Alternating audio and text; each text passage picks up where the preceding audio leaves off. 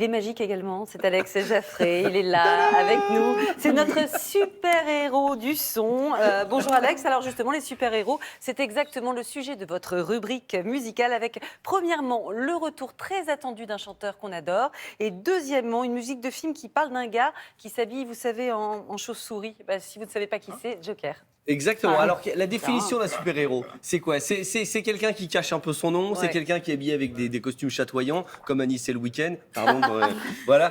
Dis donc secret, on a dit que c'est On a dit ça restait entre nous, excuse-moi.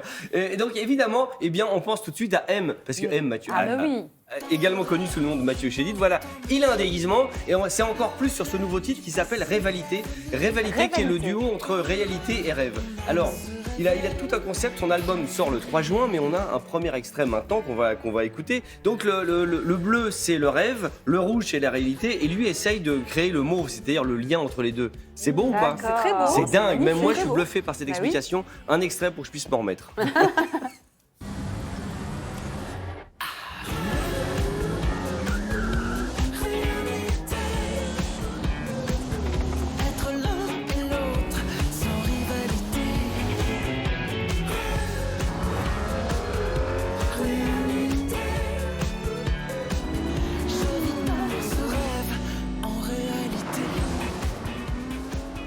Mais en fait, M a piqué la Batmobile pour son clip, c'est ça? Et il est un peu repeinte parce que il est un peu darkos dans la Batmobile.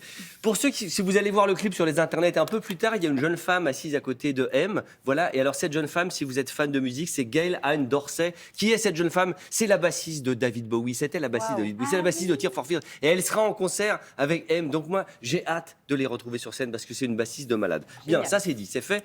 On continue avec un super-héros, vous l'aviez dit Julien, un peu moins bariolé, un peu plus sombre, qui est Batman, la chauve-souris. Avec le nouveau film qui est sorti il y a un petit moment, mais qui a déjà fait 3 millions d'entrées. Alors Charlotte nous en avait parlé, Julia, je vois Julia partout, excusez-moi, je sais pas ce qui m'arrive. Moi je l'ai vu, mais je comprends, j'en ai pas parlé. Charlotte nous en avait parlé. Moi j'ai envie de faire un petit focus sur la musique avec le compositeur qui s'appelle Michael Giacchino. Qui est Michael Giacchino? C'est le nouveau super compositeur de l'espace. Vous vous souvenez le film Là-haut? Là-haut, c'était lui. Les Indestructibles, c'était lui. Les derniers Spider-Man, c'est lui. Star Wars, Rogue One, c'est vraiment le super cadeau. Voilà. Et alors, il vient de signer la musique du nouveau Batman. Et alors, écoutez bien, c'est un extrait de la bande-annonce. Et écoutez bien la dernière partie, les 4 dernières petites secondes. Écoutez bien. Allez, vengeance. On va chercher des ennuis.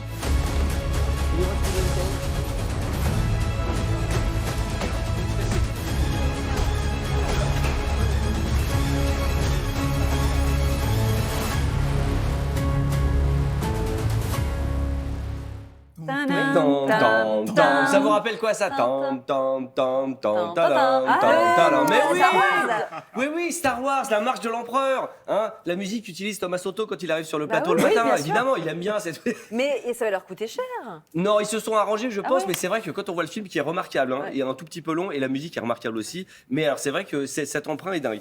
Est-ce que j'ai encore le temps de parler de la bande? Mais oui, j'adore. Alors, je vais vous montrer un diaporama de mes vacances. Non, ça, c'est Nirvana. Pourquoi je vous montre une photo de Nirvana? Puisque l'excellent superviseur musical du film Batman a utilisé un titre qui est sorti il y a 30 ans, qui était une sorte de face B qui a jamais marché, qui s'appelle Something in the Way de Nirvana. Qui a jamais marché? Non, qui a jamais marché. Si ça a marché, mais que pas. Les gros tubes. Moins que les gros tubes, pardon. Non, mais une chanson préférée. Moi, quand je le fais écouter à ma mère, elle connaît pas, donc je considère que ça va pas marcher, tu vois. Alors qu'elle connaît Nirvana. Elle est magnifique, hein. Magnifique. Et donc, ils l'ont utilisé sur la bande-annonce, sur le générique du film. Résultat, ce titre est repassé 30 ans après en haut des charts et des streamings. C'est drôle. Voilà, c'est tout pour aujourd'hui. Je vais mettre ma carte. C'est pas mal. Très bien, vous avez le droit de revenir la semaine prochaine. Merci Alex.